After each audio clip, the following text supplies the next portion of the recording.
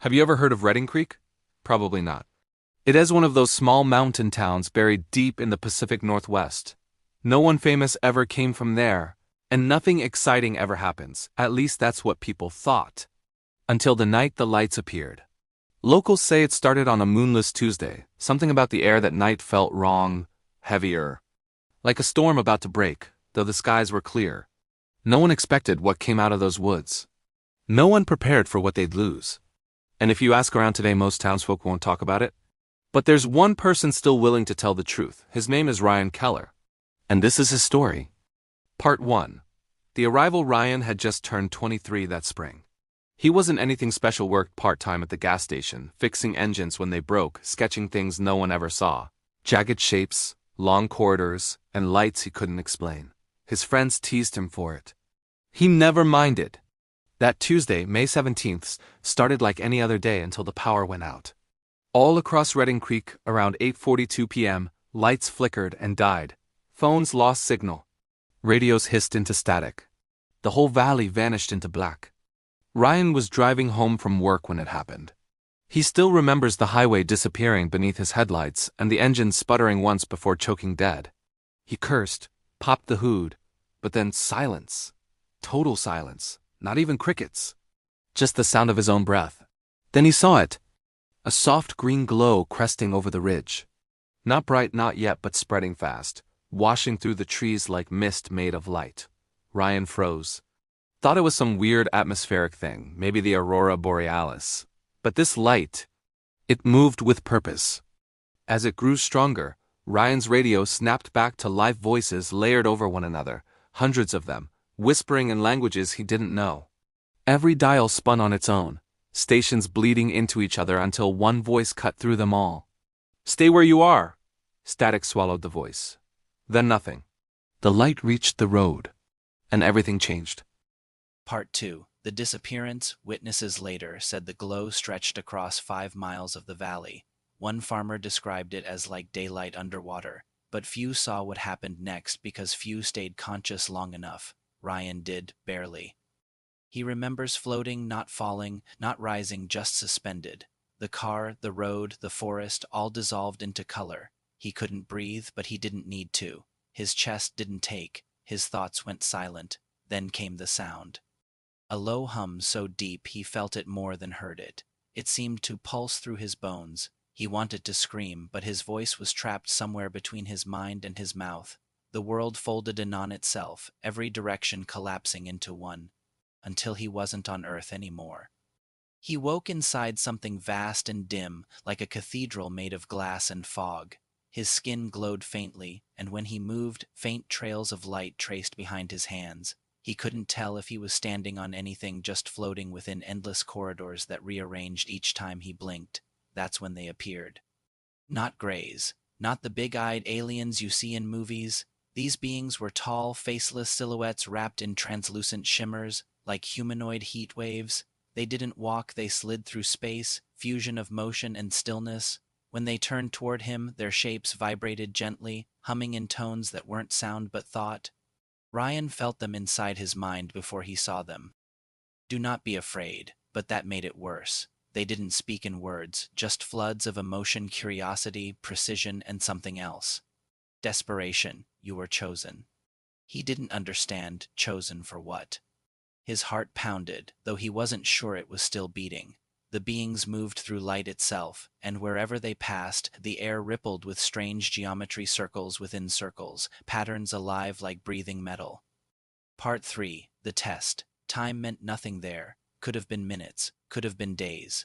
Ryan drifted through the hallways as the beings observed him.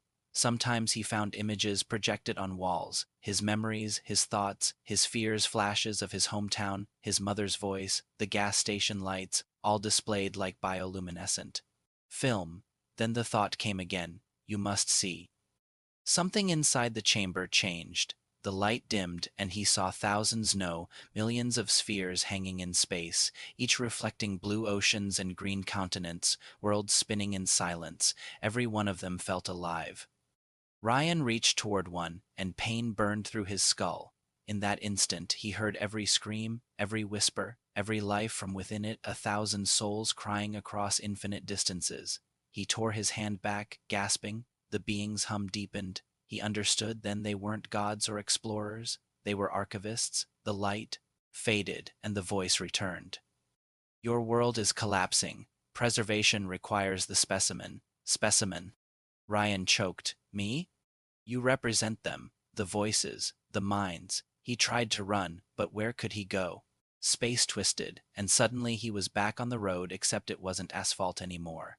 The highway shimmered beneath him, transparent, filled with the same floating spheres, each labeled with a word he couldn't read. Choose one. He didn't know what that meant. If he picked wrong, what would happen? If he didn't, what would they do? He closed his eyes, desperate, and imagined home. The diner lights glinting on wet pavement after rain, the way the mountains looked in autumn, the sound of his mother's laughter. Something clicked, the hum stopped, and everything fell silent. Part 4. The Return. Ryan woke up in the middle of Redding Creek, half submerged in shallow water.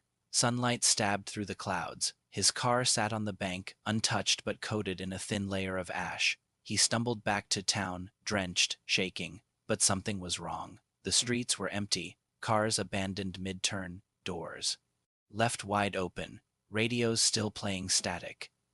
He ran to his house, nothing, no one. Every clock read 8:42 p.m., frozen to the second the lights appeared. The world had stopped except for him. The next thing he remembers is the sirens. Weeks later, rescue crews found him wandering 50 miles from town, clothes shredded, eyes wide open but barely responsive. They treated him for exposure, tried to get answers. But he'd just repeat fragments. The lights, the voices, the spheres. The official report said mass hallucination, gas leak triggered memory loss, but then people started finding strange magnetic patterns burned into the valley floor, perfect concentric circles exactly 61 feet across. Every animal in a 10-mile radius vanished. No bodies ever found. Part 5. The Message. Ryan spent years trying to live a normal life again. The nightmares never left. He'd wake at 8:42 every night, drenched in sweat, whispering words in a language he didn't know. 6 months ago, a researcher from SETI tracked him down. She'd been analyzing unexplained radio bursts picked up across the Pacific Northwest, the kind of signals no known satellite could produce. Her data showed rhythmic pulses repeating every 8 hours and 42 minutes. Within those pulses were fluctuations matching human EEG. Patterns, brainwaves. Somebody or something was transmitting thoughts. When she showed Ryan the recordings, he fainted. Later, he said one thing that haunted her since: they weren't invading, they were saving what was left. He explained that the lights weren't an attack but an archive, copies of us, our memories, imprints of every person who vanished that night. Redding Creek wasn't destroyed, it was uploaded. But where? Part 6. The Revelation. In 2024, an astronomer in Chile discovered a new celestial object beyond Neptune, barely visible, reflective like metal, moving against known orbital paths. They called it Object RC42, after the coordinates near where it was first noticed. Its leading surface bore a symmetrical groove pattern. Perfect concentric circles, 61 feet wide. Ryan heard about it on the news. They said it didn't reflect sunlight, it generated it, faint but steady, pulsing every 8 minutes and 42 seconds. That night, he drove back to where the creek used to be. It was all regrown now, quiet again, though no one lived nearby anymore. He waited until the stars came out. Then, just before midnight, the green glow returned. Not as bright this time, softer, like a memory replaying itself. Ryan didn't run. He stood still, whispering something into the wind, words no microphone caught clearly, and the lights folded around him once more. By morning, his car was still there, engine warm, driver's side door open, but Ryan Keller was gone. The ending. Most people think the story's a hoax, a viral tale spun by conspiracy forums and true crime channels. But here's the thing. Last year, a small group of amateur astronomers pointed their receivers toward Object RC42 again. The data confirmed it wasn't a solid object anymore. It had expanded, fracturing into hundreds of smaller lights drifting outward, each carrying a faint, repeating signal, resembling a heartbeat and buried deep within the waves. Was a human voice, barely audible, faint but clear. This is Ryan Keller. We made it.